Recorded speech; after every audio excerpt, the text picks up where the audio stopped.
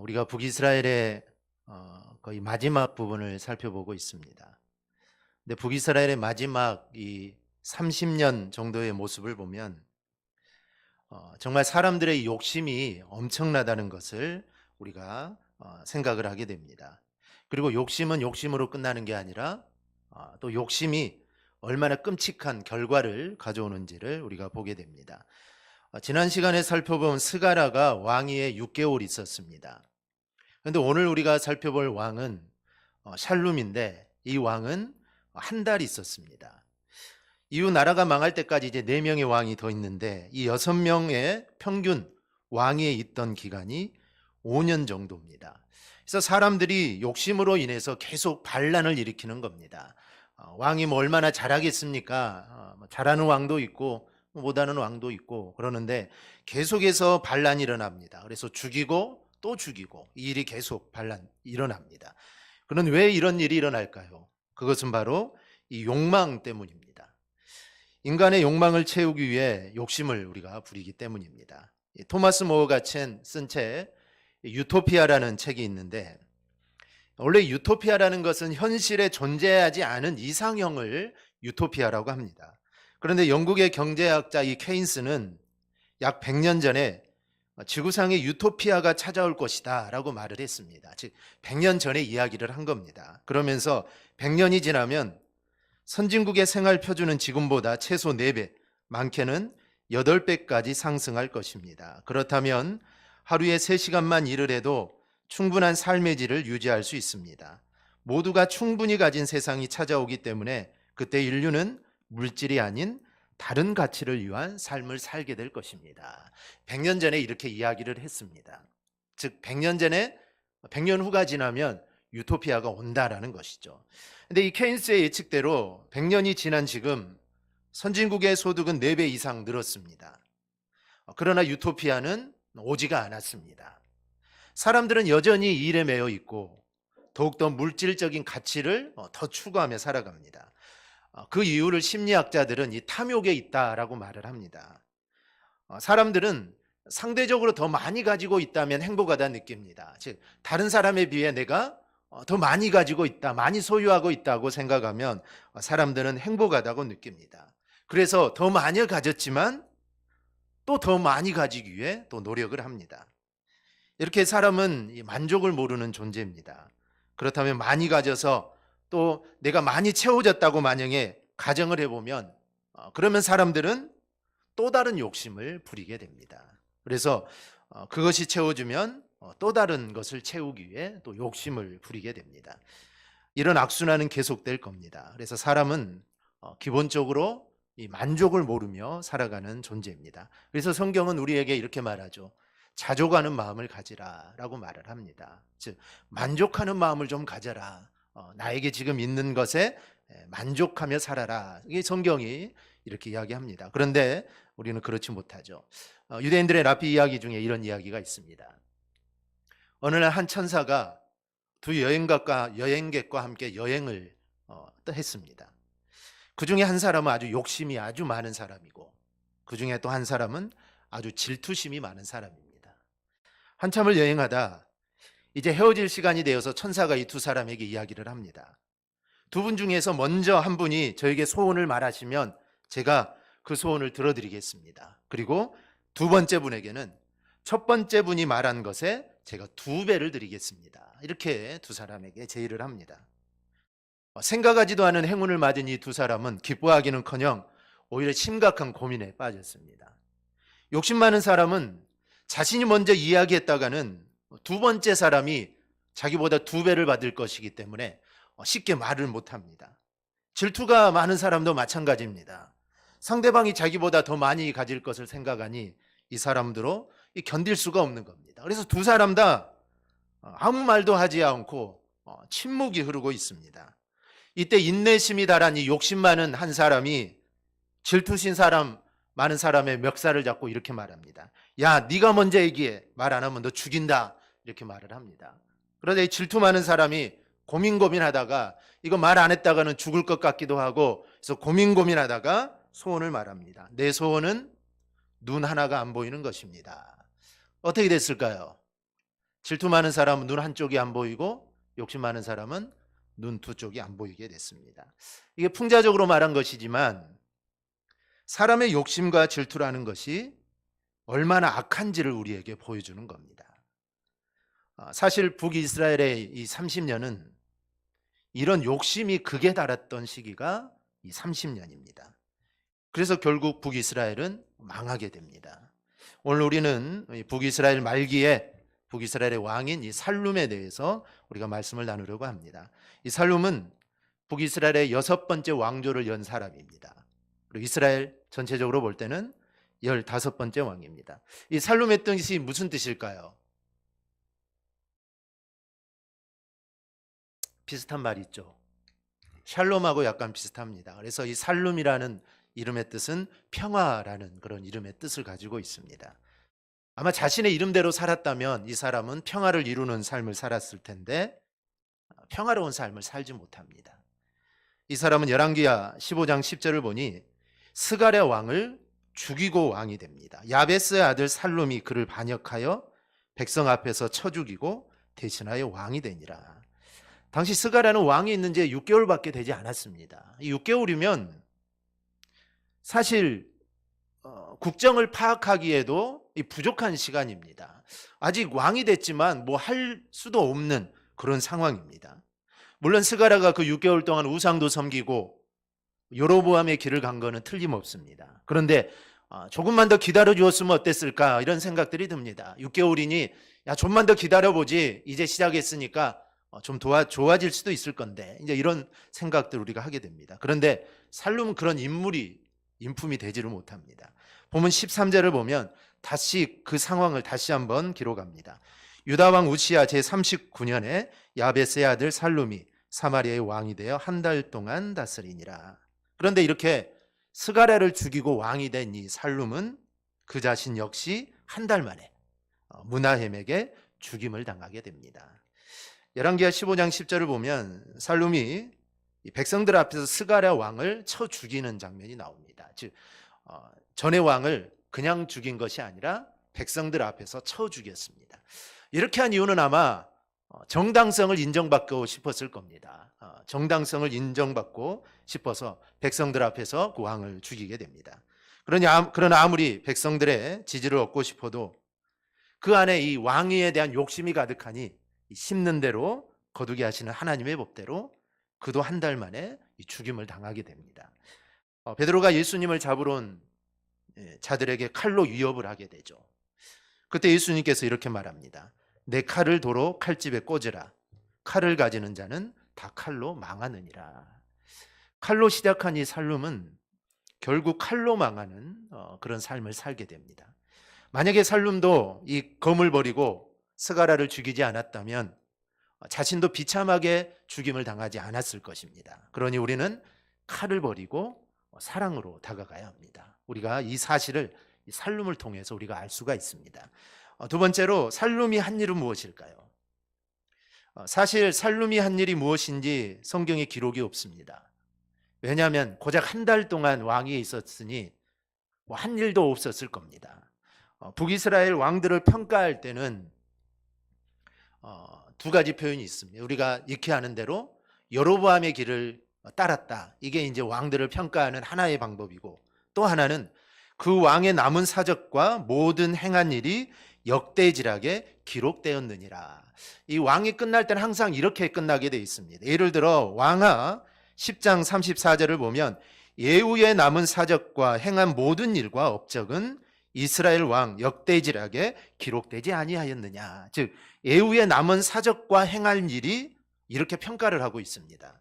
또 열왕기하 13장 8절을 보면 요아스의 남은 사적과 행한 모든 일과 그의 업적은 이스라엘 왕 역대지락에 기록되지 아니하였느냐. 요아스의 남은 사적과 행한 일에 대해 말을 합니다. 그런데 이 열왕기하 15장 15절을 보면 살룸에 대해서는 이렇게 평가를 합니다. 살룸의 남은 사적과 그의 반역한 일은 이스라엘 왕 역대지락에 기록되니라. 다른 왕들과 차이점이 뭘까요? 다른 왕들은 이 행한 일에 대해서 말을 합니다. 즉 왕으로 있은 후에 왕들이 행한 일들이 있을 겁니다. 그런데 살룸은 이 행한 일에 대해서 말하지 않습니다. 그 말은 살룸은 행한 일이 없다는 겁니다. 없다는 것이죠.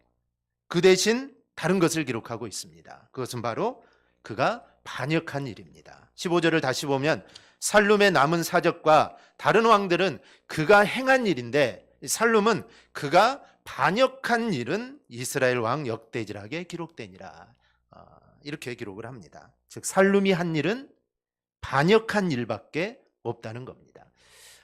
왜 성경이 살룸이 반역한 일을 이렇게 강조를 할까요? 그냥 그가 행한 일, 그 행한 일 안에는 반역하는 일도 들어가겠죠. 그냥 행한 일로 할 수도 있는데 하나님은 그가 반역한 일이라고 이렇게 못을 박습니다. 그 이유는 그것이 하나님이 허락하시거나 지시한 것 없이 자기의 욕심을 따라 왕이 되었기 때문입니다. 예를 들면 이 여로보암이나 예후를 보면 하나님께서는 그들에게 하나님 명령을 하십니다. 예후에게도 아람가를 죽이고 라는 명령을 하시게 되죠. 근데 살룸에게는 그런 것이 없습니다. 그런 것이 없죠. 그냥 자기가 왕이 되고 싶어서 그냥 자기 욕심대로 한 겁니다. 살룸이 그랬듯이 사실 우리에게도 언제나 이 욕심이 문제입니다. 하와가 선악과를 따먹은 이유가 무엇입니까? 아간이 망한 이유가 무엇입니까? 가룟 유다가 망한 이유가 무엇입니까? 믿음의 사람이었던 다윗이 범죄한 이유가 무엇입니까? 이것은 다 이 욕심 때문입니다. 이 욕심이 문제죠. 그래서 성경은 이 욕심을 조심하라고 합니다. 에베소서 4장 22절에서 너희는 유혹의 욕심을 따라 썩어져가는 구습을 따르는 옛사람을 벗어버리라 라고 말을 합니다. 시편 기자는 악인의 특징이 욕심이다 이렇게 말을 하고, 야고보서 1장 15절을 보면 욕심이 우리를 죽게 만든다고 합니다. 즉 욕심이 잉태한 즉 죄를 낳고 죄가 장성한 즉 사망을 낳느니라. 즉 욕심부터 시작된 이 죄가 결국에는 우리를 사망으로 이끈다라고 말을 합니다. 그럼에도 우리는 욕심을 잘 버리지 못합니다. 욕심을 버리지 못하는 이유는 욕심을 우리가 채우면 만족하고 내가 평안할 것이다 생각하기 때문입니다. 그런데 우리는 그렇지 않다는 걸 잘 압니다. 그런데 이 사실을 알면서도 욕심을 부리는 이유는 다른 사람은 욕심을 채워지면 잘 못 살아도 나는 안 그럴 것이다 라는 이 교만 때문입니다. 로또에 당첨된 사람들을 보면 이 패가 망신을 한 사람들이 더러 있습니다. 뭐 수십억, 수백억, 뭐 미국 같은 경우는 수천억, 엄청 많죠. 그런데 나중에 조사해 보면 그거 다 탕진하고 아주 패가 망신을 합니다. 그럼 사람들이 그런 걸 보고 흔히 말하죠. 우리도 그러죠. 야, 내가 로또에 당첨되면 야, 나는 정말 멋지게 살 거야. 두고 봐. 우리는 이런 말을 합니다. 다른 사람은 그렇지 못하더라도 야, 나는 채워지면 나는 정말 멋지게 살 수 있어. 이게 이제 우리들의 생각입니다. 그런데 막상 우리도 그렇게 되면 또 그렇게 못 산다는 게 또 문제죠. 이름을 대면 알만한 어느 유명한 목사님이 하나님께 이런 기도를 합니다. 하나님, 제게 200억을 좀 주십시오. 200억을 달라고 합니다. 200억 원이 있으면 정말 하고 싶은 일이 많아서였답니다. 근데 기도하는 중에 하나님이 이렇게 말하시더랍니다. 200억 원이 없으면 일 못하니 라고 말을 합니다. 이 목사님이 깨달은 것은 자신의 그 기도가 욕심이었다는 사실입니다. 자신이 그런 기도를 하면서 사심 없이 기도했다고 합니다. 200억 원을 내 자신을 위해 쓸 것도 아니고 또 200억 원을 뭐 교회를 크게 짓는데 쓰겠다는 것도 아니고 욕심이 아니라고 그냥 생각을 했답니다. 그런데 하나님은 그 200억 원을 쓰면서 자신의 이름이 드러난 원하는 그 욕심을 보신 겁니다. 그걸 쓰면은 아, 네가 했구나, 아무개 목사가 했다라는 그 이름이 드러나는 것, 그거를 하나님은 보신 겁니다. 사도 바울은 고린도전서 10장 31절에서 그런즉 너희가 먹든지 마시든지 무엇을 하든지 하나님의 영광을 위하여 하라. 이 얼마나 멋진 말인지 모릅니다. 말로는 얼마든지 할 수 있습니다. 그런데 실상 이렇게 사는 것은 정말 어렵습니다. 아니, 이거는 불가능하죠. 불가능합니다. 아마 하루에도 몇 번씩 우리는 좌절하고 말 겁니다. 왜냐하면 내 안에 욕심이 가득하기 때문입니다. 그런데 사도 바울이 이런 말을 하는 배경이 있습니다. 당시에 사람들이 먹기 위해 짐승을 잡든지 또 그 당시에는 제사를 드리기 위해 짐승을 잡지 않습니까? 하나님께 제사 드릴 때도 마찬가지고, 하나님께 제사 드리는 제물은 밖으로 나오지 않죠. 다 태워드리고 제사장들이 먹기 때문에. 그런데 우상에게 제물을 드릴 때는 그 우상에게 드린 제물들이 밖으로 나오게 됩니다. 그때는 냉장고가 없으니까 냉장고가 있으면 냉장고에 잘 보관을 하면 되는데, 냉장고에 보관을 못하니까 필요한 부분을 제외한 대부분의 이 제물들은 시장에다 내다 팔게 됩니다. 그런데 시장에 나와 있는 대부분의 고기는 이게 그냥 잡은 건지 우상에게 제사를 드려 후에 나온 건지 이게 구분이 되지 않습니다. 구분이 되면 좋을 텐데 이게 어떻게 해서 들어온 건지 아무도 알 수가 없습니다. 이런 상황에서 고린도 교회에 문제가 생깁니다. 어떤 이들은 이거는 우상에 바쳐진 제물인지 모르기 때문에 우리는 먹을 수 없다. 어떻게 우상에게 드린 제물을 우리가 먹을 수 있냐? 우리는 시장에서 파는 이 고기 절대로 먹을 수 없다. 그런데 어떤 이들은 이것이 설령 우상에게 바쳐진 제물이다 할지라도 우상은 아무것도 아니기에 나는 먹겠다라는 부류가 있습니다. 즉 두 부류가 나눠지죠. 이 자신들의 선택입니다.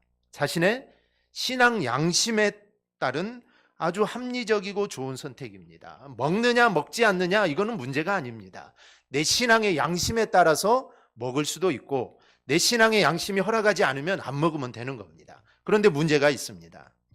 자기의 생각이 옳다는 것이고 상대방의 생각은 그르다라는 것입니다. 그리고 상대방을 정죄합니다. 안 먹는 사람들은 어떻게 우상에게 바쳐진 제물인데 먹을 수 있냐?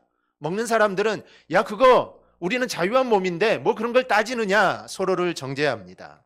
그런데 이거는 먹을 수도 있고 안 먹을 수도 있습니다. 그런데 그런 것을 가지고 상대방을 정죄하다 보니 먹는 사람이나 안 먹는 사람이나 문제가 생깁니다. 그래서 사도 바울이 말하죠. 먹든지 마시든지 하나님을 먼저 생각하라는 겁니다. 먹는 것 안 먹는 것 그 문제가 아니라 어떤 일이 있을 때 먼저 하나님을 생각하라는 겁니다. 우리 먹는 것이 그렇습니다.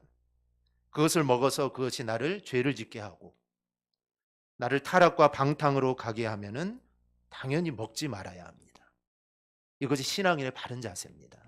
우리 술, 담배 여기에 적용하면 잘 이해가 되실 겁니다. 그것을 먹음으로 죄를 지으면 하나님의 영광이 안 됩니다. 나에게도 유익이 안 됩니다. 그러면 먹지 말아야 하는 것입니다. 그렇지 않으면 못 먹을 거 없습니다. 문제는 자기 신앙의 견해가 옳다는 이 교만이 문제입니다. 사실을 따져보면 성경은 우리가 어떻게 살아야 되는지 안 가르쳐 주는 것이 더 많습니다. 정확하게 가르쳐 주면 얼마나 좋겠습니까? 법에는 정확하게 있기 때문에 무단횡단을 하면 안 된다. 벌금을 물거나 딱 정해져 있으니까 무단횡단을 하면 안 되겠죠. 그런데 성경에는 명확하게 가르쳐 주지 않습니다. 그럴 때 우리는 욕심을 따르지 말고 이것이 하나님께 영광이 될지 안 될지를 먼저 판단 기준으로 삼아야 합니다. 그것이 신앙인의 바른 자세입니다. 언제나 기준은 내가 아니라 바로 하나님이고 말씀입니다. 살룸이 한 일은 자기 욕심을 따라 스가랴 왕을 죽이고 배반한 일입니다. 자기는 스가랴를 죽이면서 분명한 이유가 있다라고 생각을 했습니다. 이렇게 우상을 섬기고 하나님 말씀도 안 듣는 이 왕 죽여도 된다. 분명한 이유가 있습니다. 그런데 하나님은 그것을 용납하지 않으십니다. 심지어 다른 사람들도 용납하지 않죠. 그래서 므나헴에게 죽임을 당한 겁니다. 다른 사람이라도 인정해 줬으면 좀 왕이 오래 있었을 텐데 그렇지 않다는 것이죠. 그래서 일한 대로 거두게 됩니다. 요한계시록 22장 12절을 보면 각 사람에게 그가 행한 대로 갚아주리라. 즉 하나님은 우리가 일한 대로 갚아주신다는 겁니다. 여러분이 교회에 봉사를 하면서 다른 사람은 다 안 하는데 왜 나만 이걸 하느냐, 이제 이렇게 생각하신 분이 있습니다. 왜 내가 이 일을 해야 되느냐, 다른 사람은 다 안 하는데 왜 나한테 이런 일을 시키는 거야, 이런 불평을 합니다. 그러나 결국 자신이 일한 대로 하나님 나라에서 상을 받는 것입니다. 이 땅은 잠시입니다. 이 땅에 대통령을 해봐야 5년, 국회의원 장관 잠시입니다. 임기가 끝나면 어느 누구도 기억해 주지 않습니다. 법정에 서지 않으면 다행일 정도로 높은 지위에 있는 사람들 끝나고 나서 얼마나 비참한 모습들이 많습니까? 하지만 영원한 나라에서는 내가 일한 대로 우리 하나님이 갚아주십니다. 우리가 찬양대, 또 교사, 그리고 교회 하는 모든 봉사 일들 하나님은 다 기억하시고 다 갚아주실 겁니다. 그러니 야 남은 안 하는데 왜 나만 하느냐 탓할 것이 아니라 남이 안 하는 건 내가 하니 내가 그 상을 나 혼자 받는 겁니다. 그렇기 때문에 우리가 교회에서 봉사하는 작은 일로부터 힘든 일, 또 괴로운 일들, 그런 일들을 좀 하나님이 나에게 주신 일임을 우리가 깨닫고 그 일에 우리가 최선을 다해야 됩니다. 욥기서 34장 11절에도 사람의 행위를 따라 갚으사 각각 그의 행위대로 갚게 하시나니, 즉 반드시 일한 대로 갚아주십니다. 우리는 이 사실을 절대로 잊지 말고 하나님 맡겨주신 일에 우리가 상을 바라보며 우리가 충성할 수 있기를 바랍니다. 갈라디아서 6장 7절을 보면 사람이 무엇으로 심든지 그대로 거두리라. 그래서 살롬은 모반을 심었습니다. 그래서 모반을 거둔 것이죠.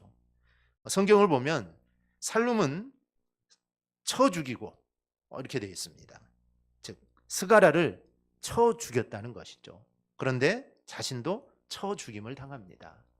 심는 대로 그대로 거둔 겁니다. 그러므로 우리는 살롬의 삶을 통해 우리는 평화를 심어야 하는 것을 우리는 알 수 있습니다. 그런데 진정한 평화는 어디에 있을까요? 진정한 평화는 예수님 안에 들어갈 때 이루어지는 겁니다. 이사야 9장을 보면 예수님은 평화의 왕이다 라고 하셨고, 요한복음 14장 27절을 보면 평안을 너희에게 끼치노니 곧 나의 평안을 너희에게 주노라. 내가 너희에게 주는 것은 세상이 주는 것과 같지 않다라고 말을 합니다. 예수님이 주시는 평안은 세상이 주는 평화와 다릅니다. 그러므로 우리는 예수님 안에 들어갈 때 진정한 평화를 누릴 수 있습니다. 우리가 이 사실을 잊지 말고 오직 주님 안에서 우리가 참 평화를 얻을 수 있기를 바랍니다. 말씀을 맺습니다. 살룸의 뜻은 평화입니다. 하지만 그는 평화로운 삶을 살지 못했죠. 그래서 죽임을 당하게 됩니다. 이 시간 나는 어떠한 삶을 살고 있는지 내 자신을 한번 돌아볼 수 있기를 바랍니다.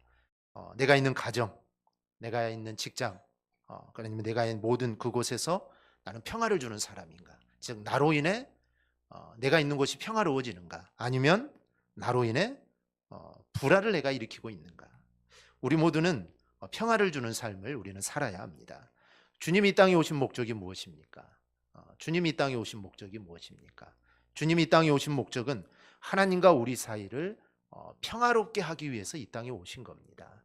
죄로 인해 우리는 하나님께 나아갈 수가 없게 되었습니다. 즉 하나님과 우리 사이에 죄의 장벽이 놓여 있습니다. 이 장벽을 헐어야만 우리가 하나님과 화평할 수 있고 우리가 하나님 앞으로 나아가서 하나님께 우리의 모든 걸 아릴 수 있는데, 이걸 가로막고 있으니 우리가 하나님께 나갈 수가 없습니다. 근데 그 장벽을 허물기 위해서 주님이 이 땅에 오신 겁니다. 그리고 주님이 죽으심으로 그 장벽을 허무셨습니다. 그래서 우리는 이제 하나님과 화평할 수 있고 이렇게 하나님 앞에 나와서 하나님께 예배하고 기도할 수 있는 겁니다. 만약에 주님이 죽으시지 않았다면, 우리가 새벽마다 출애굽기를 살펴보는데 그 휘장이 갈라지지 않았다면, 성막과 성소와 지성소를 가로막고 있던 휘장이 갈라지지 않았다면 우리는 이렇게 나와서 예배 드릴 수 없었을 겁니다. 지금도 짐승을 잡아가지고 짐승을 끌고 와서 그러면 아무도 오지 않겠죠. 누가 짐승을 가지고 와서 제사를 드리겠습니까? 근데 예수님이 하나님과 우리 사이를 화목하게 화평케 하셨습니다. 우리는 주님의 제자들입니다. 제자입니다. 그러면 우리도 당연히 화평을 이루는 삶을 우리는 살아야 합니다. 내가 있는 곳에 불화를 일으키고 아니면 어지럽게 하고 막 두근두근하고 이렇게 삶을 사는 것이 아니라 내가 있는 그곳을 정말 평화롭게 하고 정말 안전하게 하고 그런 삶을 우리는 꼭 살아야 됩니다. 오늘 우리 살림을 통해서 정말 우리 모두 평화를 이루는 그런 삶을 꼭 살아가기를 주님의 이름으로 축원합니다. 아멘. 기도하겠습니다.